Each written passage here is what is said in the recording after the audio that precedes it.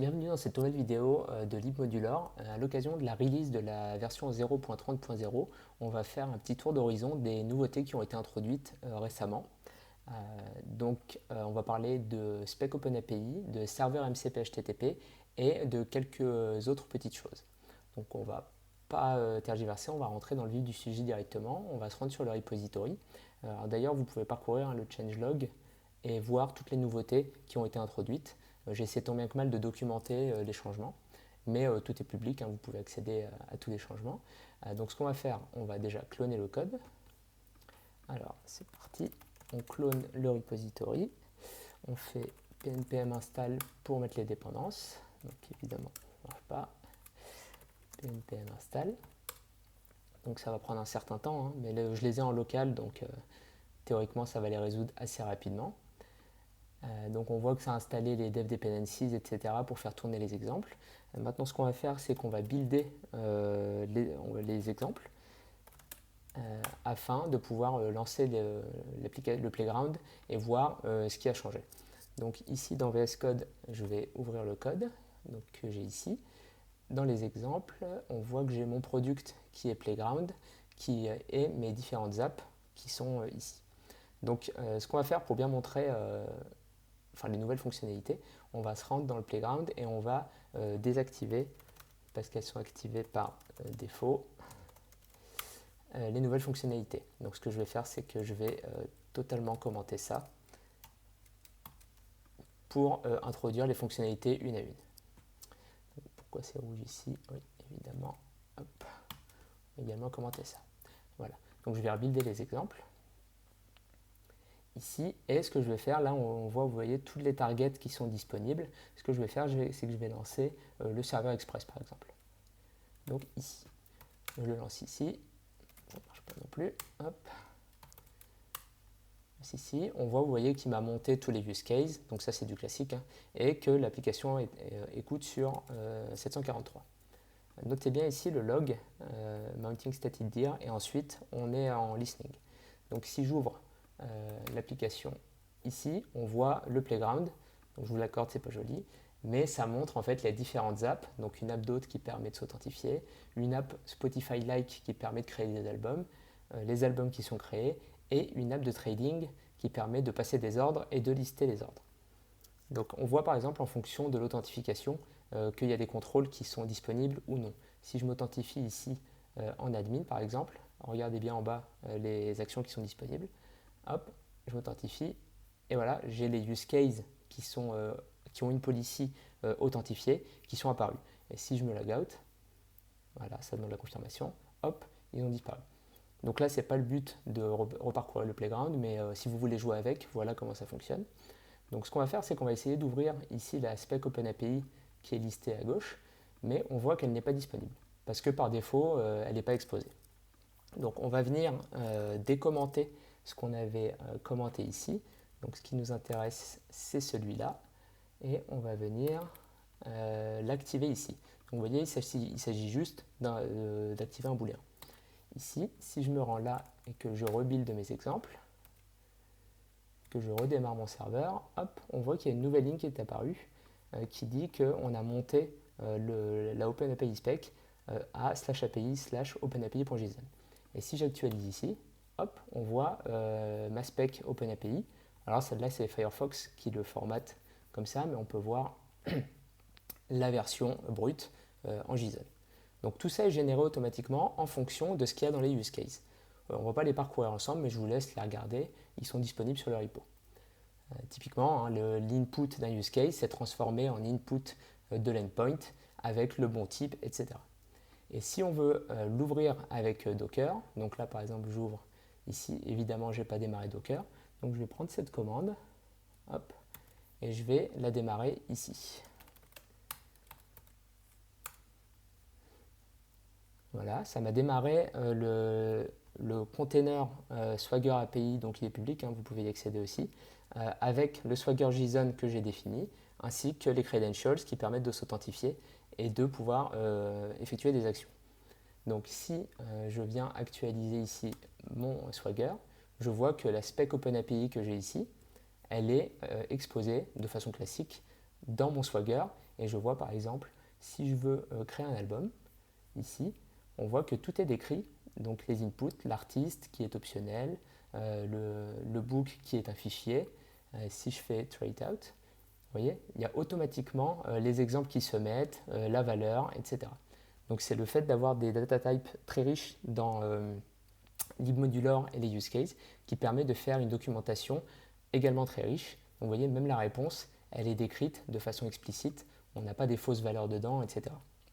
Donc l'équivalent de ça, je ne sais pas si vous vous rappelez, c'est create album UCD qui permet en fait de décrire ici. Donc le simple fait de décrire comme ça, de façon classique, l'input, eh ben, on retrouve dans la spec OpenAPI de cette façon. Donc là, typiquement, si je veux donc créer un album, je fais ça, je soumets. Est-ce que ça a fonctionné? Non, ça me dit que je ne suis pas autorisé. Évidemment, il faut que je m'authentifie. Donc il y a plusieurs systèmes d'authentification. Le premier, c'est le public API, donc c'est celui-là par défaut. Évidemment, en production, il faut le changer. Là, je suis connecté. Si je réessaie de soumettre mon endpoint, ça me dit que tags must be honoré. Donc, j'ai même la validation qui va avec. Ici, alors il me l'a formaté un petit peu n'importe comment. On va juste lui dire d'envoyer une valeur vide. Hop.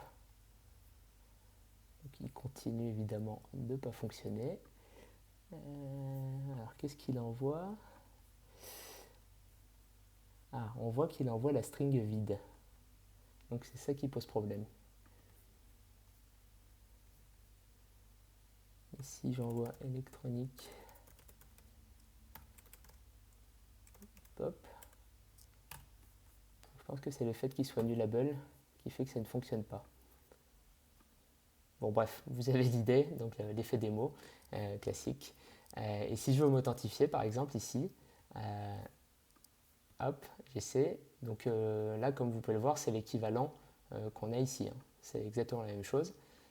Si je m'authentifie en tant qu'admin, hop, voilà, on voit que j'ai récupéré un JWT. Et si j'essaie de faire une action authentifiée, donc typiquement d'acheter un asset, si j'essaye d'acheter des actions Apple par exemple, hop, là j'ai une réponse, ça me dit que ça a été effectué et que le trade est en pending.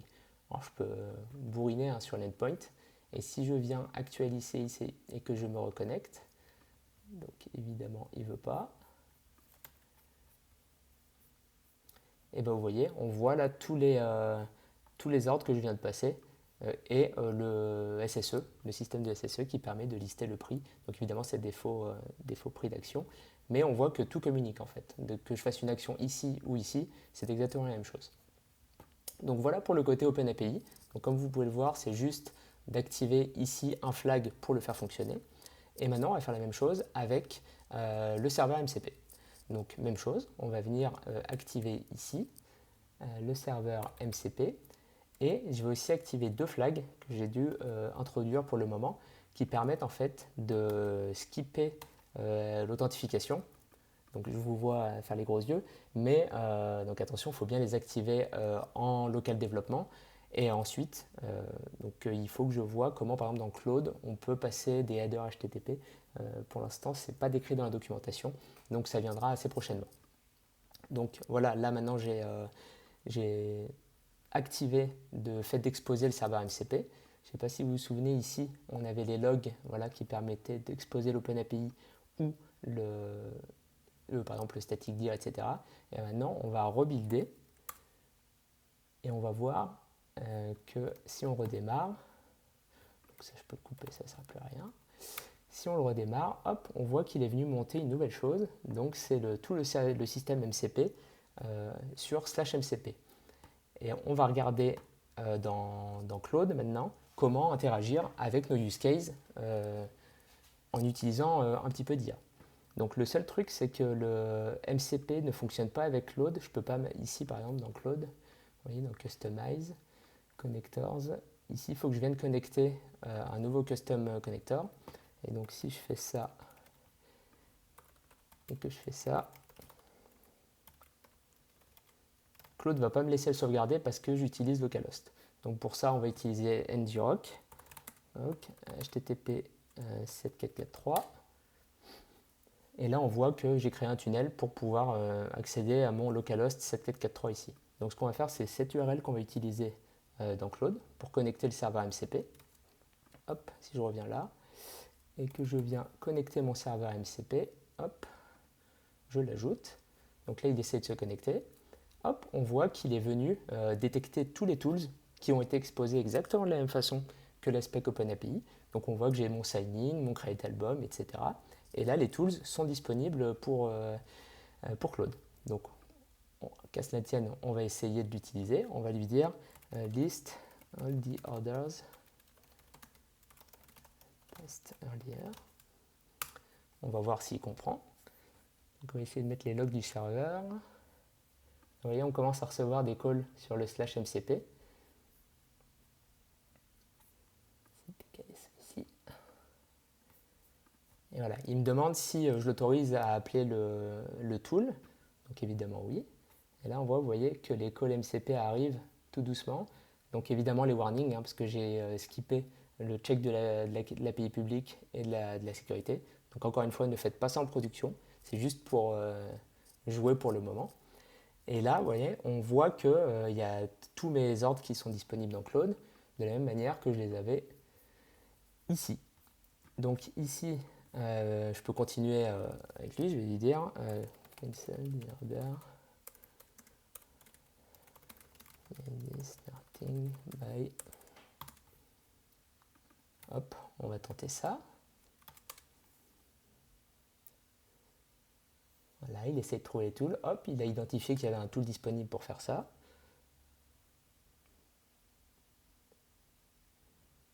Et voilà, il l'a annulé. Donc on voit que donc ça a fonctionné. Et si on lui dit list again the orders,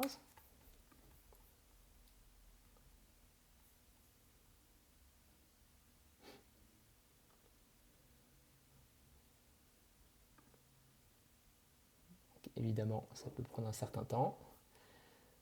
On se rend compte que des fois un REST classique en HTTP en local fonctionne bien mieux que de faire tout ça. Mais vous voyez, on voit là par exemple qu'il a listé celui-là qui a été cancelled dans la base de données. Et donc même chose, je peux interagir avec plein de choses, je vais dire create the latest Daft Punk album. On va voir s'il arrive à identifier d'autres tools. Voilà, il me dit est-ce que je peux utiliser ce tool? Oui, vas-y. Hop, et on voit qu'il l'a créé. Et l'avantage, c'est que lui est venu à l'inverse en fait d'utiliser le formulaire ici. C'est que lui est venu l'enrichir avec des données qu'il a chargées un petit peu partout, vous voyez. Une force studio album, etc. Et donc là, si j'actualise, vous voyez, on voit que l'album qu'il a créé avec la description qu'il a trouvée lui-même, le nom, la date, les tags, etc. Donc c'est relativement puissant quand même parce qu'il permet en fait de créer des choses, d'interagir avec les use cases qu'on expose de manière un peu plus intelligente qu'un simple formulaire qu'on voit ici. Donc voilà le tour à ce niveau-là, donc OpenAPI et le serveur MCP. Donc pour finir, on va juste repasser sur les targets ici. Donc pour chacune des targets, j'ai introduit un système de capabilities qui permet en fait pour chacune de dire quelle fonctionnalité est implémentée partiellement, totalement, si elle est applicable, pas applicable.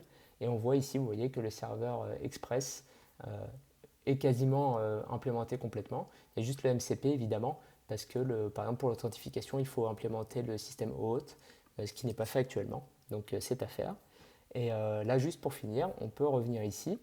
Là, vous voyez, on a démarré le serveur Express, mais si on démarre le serveur Ono, vous allez voir que de façon complètement transparente, voilà, il a monté exactement la même chose. Donc ça se voit pas, mais croyez-moi, c'est Ono qui tourne maintenant et c'est pas Express. Si on lui redemande de faire une requête ici, il va me dire que je l'embête avec ses albums. Hop.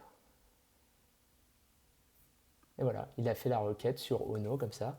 Donc c'est exactement la même chose. Donc tout est interchangeable. C'est l'avantage en fait que tout soit abstrait, qu'il y a le système d'injection de dépendance de libmodular qui permet en fait de faire des choses très modulaires de cette façon et d'être relativement libre sur ce qu'on peut faire en connectant plusieurs choses de façon centralisée. Donc voilà, on a fait le tour pour cette vidéo. N'hésitez pas à vous rendre sur la documentation officielle, sur le repository pour cloner. Voilà, et créer des issues, donnez-moi votre avis, suggérez des fonctionnalités, ce sera avec plaisir. À bientôt!